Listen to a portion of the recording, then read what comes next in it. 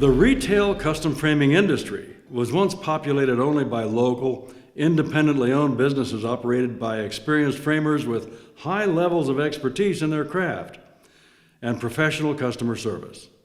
A couple of decades ago, larger, multiple location retail businesses entered the framing industry, and they've changed the nature of it. The framing industry is changing even more now with the rise of online framing businesses. What may be described as traditional custom framing remained relatively stable for a very long time. There have been advances in framing technology and consumer marketing all along, as the industry has grown and matured. However, the past few decades have brought tremendous change, and the industry continues to evolve at a fast pace.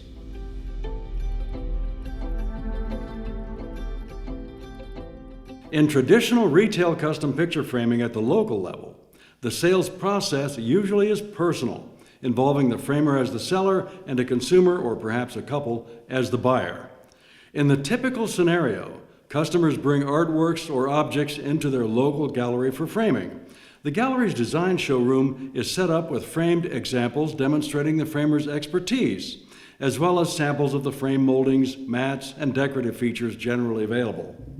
The item to be framed is placed on a table for examination and measuring, and then a detailed conversation between the customer and framer determines the best framing design for the project at hand. Sometimes the design process is simple, involving only selection of a frame molding for a canvas painting, for example.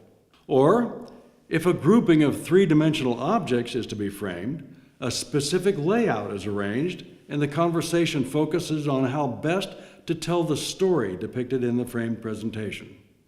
Based on the customer's stated purposes and preferences of color and style, the framer shows samples, recommends suitable framing procedures, and explains their benefits.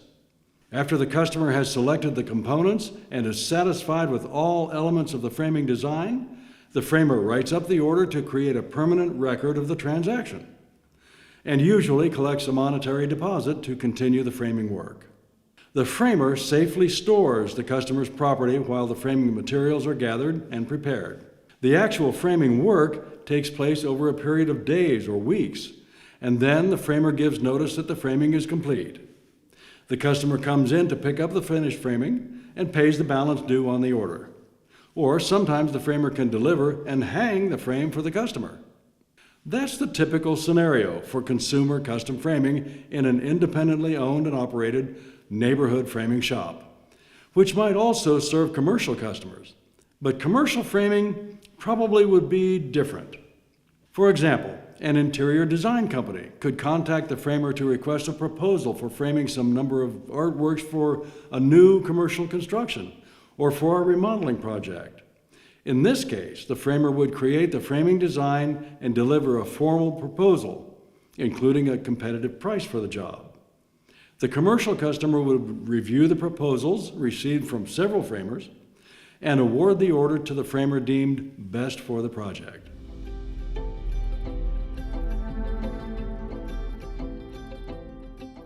These scenarios are typical for traditional, independently owned brick and mortar framing businesses serving local or regional markets. In some places, especially metropolitan areas, large retail chains such as craft stores offer custom framing in some or all of their retail locations.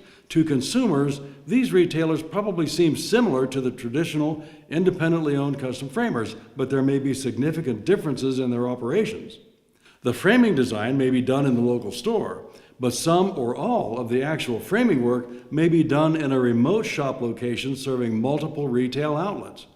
In this case, the large retail company adapts the economies of scale to custom framing production, taking advantage of lower costs and profitability to offer lower retail prices. The local store may only be a convenient drop-off and pickup point for the customer.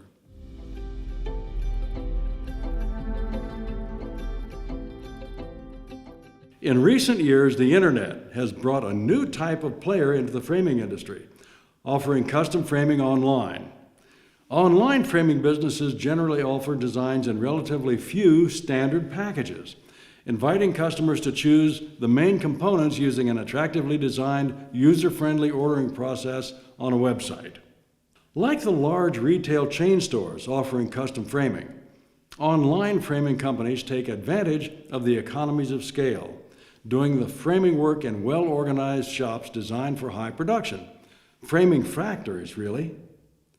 Of course, they offer far fewer choices of color and style, but they make the buying process easy, and they sell for lower prices, even including packing and shipping charges both ways. The consumer's total cost for framing typical artwork may be lower than that of the small neighborhood custom framer and the large retail chain store, too. It may be a sign of the times that many of today's framing customers are attracted to the large chain stores and online framing operations and don't seem to miss the wide selection of framing components found in the small, independently owned neighborhood framing shop, or the professional design expertise, or the excellent workmanship, or the personal service. And it isn't all about price.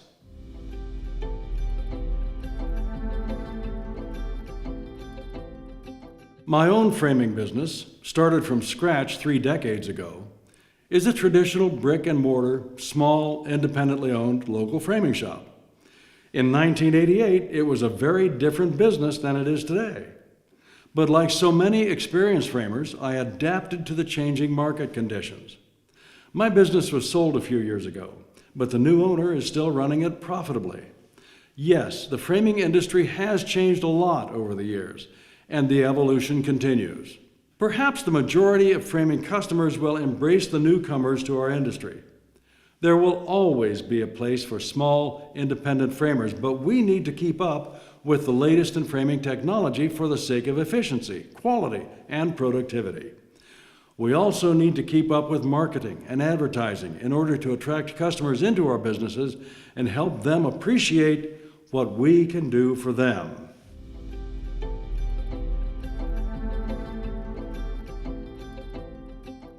In our sales and customer service video series, we will share advice about promoting and selling custom framing, including preservation framing and preparing the customer gallery and showroom. We'll suggest innovative sales strategies to work with customers face-to-face at the framing design table. We'll also talk about how to deal with objections and difficult customers and offer ideas on how to improve sales.